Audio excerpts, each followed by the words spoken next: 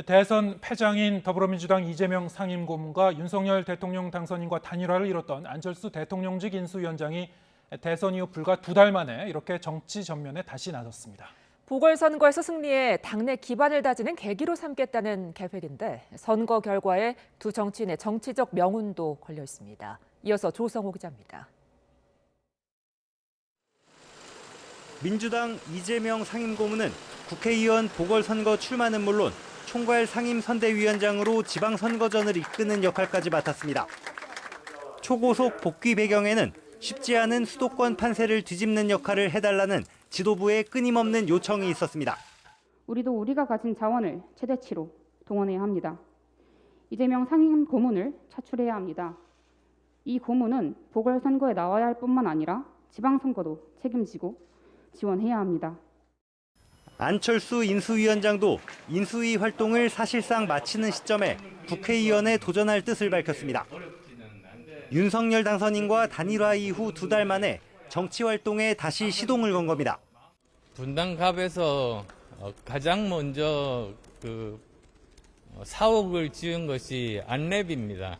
제가 안랩의 경영자로 있을 때 이쪽에 판교에 여러 가지 발전 가능성들을 염두에 두고 이재명 고문의 경우 민주당 지지세가 강한 인천 계양을을 택했지만 지역적 연고가 없다는 점에서 명분은 약한 게 사실입니다.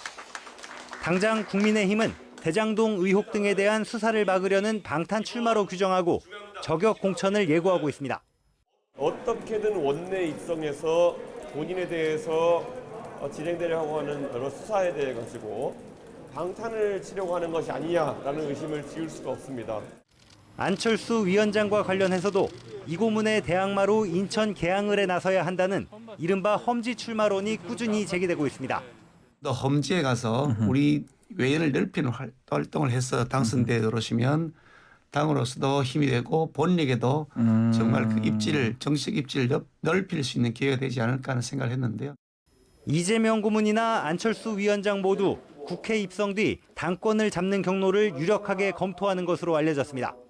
쉬운 길을 택했다는 비판은 넘어야겠지만 어찌됐든 국회의원에 당선되고 지방선거까지 승리로 이끈다면 당 대표로 가는 길이 한결 수월해질 가능성이 큽니다.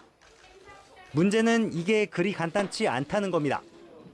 본인 선거에서 패배하면 정치 생명에 치명타를 입을 게 분명하고 설사 본인만 살아 돌아오고 지방선거에서 당의 승리를 이끌지 못한다면 다시 위기에 몰릴 수도 있습니다.